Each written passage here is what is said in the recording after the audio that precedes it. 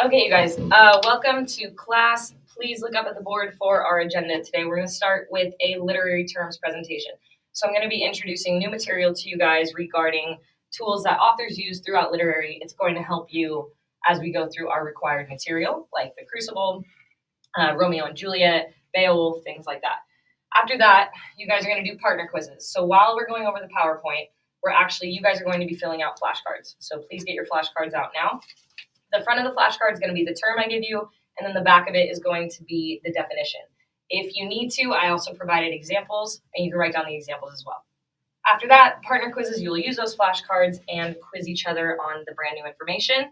Once that's done, at the end of class, we're going to do an online matching game where you're going to match the term to the definition. We will go over that when it's time. But per usual, start every class with a brain teaser warm-up. So what comes once in a minute, twice in a moment, but never in 1,000 years? Think about it for about 10 seconds.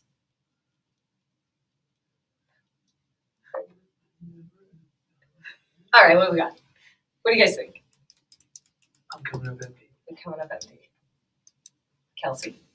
The letter M. Oh my God, nailed it. All right, good. So our brains are warmed up, right? Okay, so literary terms. Why do you think it's important that we study these? To help us understand novels. Novels, right? Why else? Kels?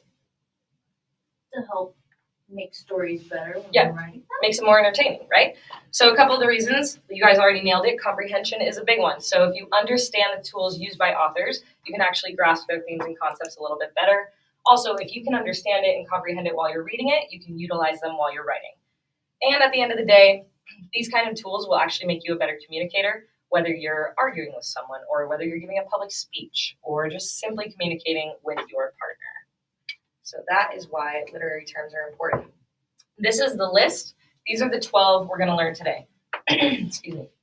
So the first one we're going to go over is antagonist. Go down the line. Let me know. Have you guys heard of any of these, or are you familiar with any of these? I'm familiar with hyperbole. Hyperbole. Yeah, what's up? Because my parents told me that I use it a lot when I exaggerate. Look at that.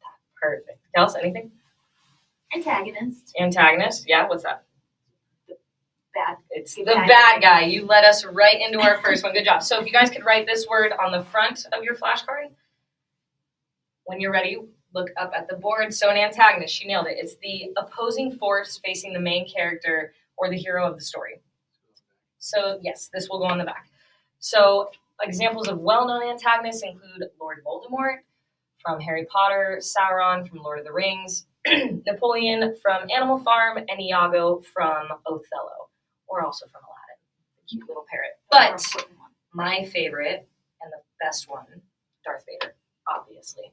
So the antagonist is the bad guy. You read a novel, you figure out one guy's bad, that's your antagonist. And in contrast to that, the protagonist is your good guy. But you don't need to write that down. So hyperbole, like Jake said, he nailed it on the head. A hyperbole is an exaggeration. The definition I want you guys to write: exaggerated statements or claims not meant to be taken literally. So some examples: I haven't seen you in ages, or I'm so hungry I could eat a horse.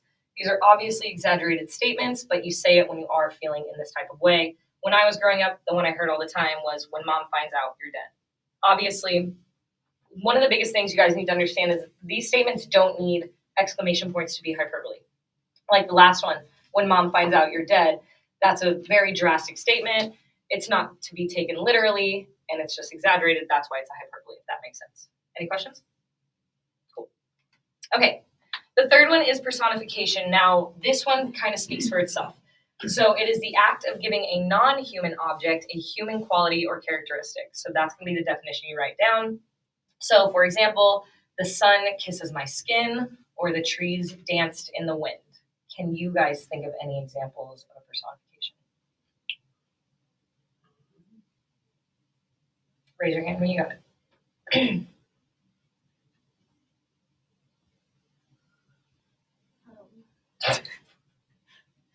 Okay, so that's fine. I got one. So from Romeo and Juliet, the dad, when Capulet is speaking about his daughter, he says, "The earth hath swallowed all of my hopes." So this year we will be reading Romeo and Juliet, and this is He is personifying the world, saying it swallowed all of his hopes, the swallow being the human action. All right, so the next one, irony. Go ahead and write that on the front. So there are actually multiple layers of irony, different types, but I'm just going to give you the overview, and then throughout the year we will go dive deeper. So irony is a literary technique used by authors describing an event that seems deliberately contrary to what one expects and is often amusing as a result. That's the definition you're going to learn. So, for example, in Macbeth, King Duncan trusts Macbeth, but the audience knows Macbeth the entire time is planning his murder, right? And then Othello, another Shakespeare example, Othello trusts Iago, while Iago's storyline is actually him plotting against Othello the entire time. My favorite use of irony is actually The Gift of the Magi, where it's a married couple and they're down on their luck around Christmas, so they sell their most prized possessions to buy things for the significant other's most prized possessions. Basically, she sells her hair, she cuts her hair, sells it, uses that money to buy him a watch chain, because the watch was his most prized possession. He sells his watch to buy her combs for her hair. It's a lot of irony there, but it shows exactly what we're talking about. Also, if you've ever seen Legally Blonde, there's a scene, opening scene. She opens up, she's getting ready, she thinks her boyfriend's gonna propose to her, she looks great, they go to dinner, he dumps her. So that's how the movie starts. It's a classic. If you haven't seen it, you need to see it. So term 5, parody. I'm going to kind of go over this one and the next one quickly because I want to talk about them more versus each other. So parody is an imitation of a writer's style or manner, typically for a negative purpose. That's the definition you're going to write down for parody. We're going to move on to satire, but do not put your parody flashcard to the side. We're going to take a little bit more notes on that when you guys are done. So the next one is satire, and that is an author's use of humor, irony, exaggeration, or ridicule to expose and criticize people's stupidity or vices, particularly in the context of contemporary politics or other topical issues. Go ahead and paraphrase this however you need, but try to get that definition down. So what I wanted to do is go over parody versus satire, because a lot of the time these can get confused. So parody is an imitation of the work, while a satire just offers an opinion or a critique about the world, maybe about politics, maybe about the way a government is running their system, whatever it may be. So when it comes to parody, things like Young Frankenstein, which is a parody of Frankenstein, or Monty Python and the Holy Grail, that's a parody of Arthurian legends. Animal Farm, so Animal Farm is actually satire because it's degrading and describing the USSR government's policies, the tyranny of it all, right? So that's what Animal Farm would be. Master and the Margarita, that talks about the ambiguity of good and evil. So it takes on real world problems rather than just imitating a work of art. Those are the differences. So foreshadowing. You guys think of what foreshadowing may be? Leading up to something. Right, alluding to something. So the definition you will write down is narrative device used by the author to suggest, warn, or allude to upcoming events. So examples, it was a dark and stormy night. That tells you probably what's coming isn't going to be grand. The most famous example is in the prologue of Romeo and Juliet, where they discuss a pair of star-crossed lovers doth with their death bury their parents' strife. So once you guys get that down, we will move on. Term 8 is parable. Now, this is a short story used to convey a religious message or moral lesson.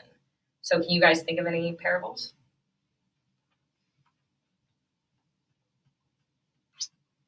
I know of one, but I can't think of the name. Okay, would it be the prodigal son?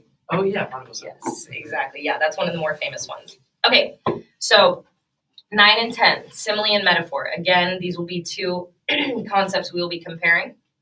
So a simile is a figure of speech involving the comparison of one thing with another thing of a different kind, using the terms like or as. So she's as cute as a button, or he ran like a cheetah.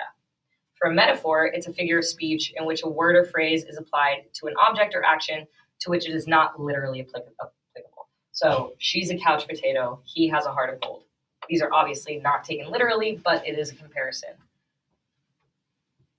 There's Next. a separate note card. Yeah, these would be separate note cards. And this is all online too. This is in your Google Classroom. So you guys can always refer back to this if you have any questions. 11 is paradox. So a paradox is a statement that contradicts itself or that must be both true and untrue at the same time. So one of the easier ones to remember is less is more, or it takes money to make money. In literature, some of the most famous ones are the slogan used in Animal Farm. All animals are created equally. Some animals are more equal than others. That's a paradox in itself because it's true and it's untrue at the same time. In Hamlet, he berates his mom for what he believes to be infidelity, and he says in his speech, "I need to be cruel in order to be kind." So that's a paradox in itself because you can't be cruel and kind at the same time. And our last one, juxtaposition. Have you guys ever heard of this? I've heard of it, but I don't know what it is. No idea. Cool. That's why I'm here. So juxtaposition is a rhetorical tool used by authors when they place two things side by side in order to highlight their differences, such as wealth and poverty, light and dark, beautiful and ugly. Again, paraphrase this as needed. Next are some examples of that. So in Star Wars, Kylo Ren, super dark, kind of scary. And then Rey is light and she's wearing white and everything around her is bright. In Scarlet Letter, she wears the A, bright red, while everybody else is kind of colorless in order to show the differences between purity and impurity. So those are your 12 terms. Do you guys have any questions? Awesome, great. So we are going to move on. You guys are going to now get into groups of 2 and begin quizzing each other with flashcards. Good job, guys.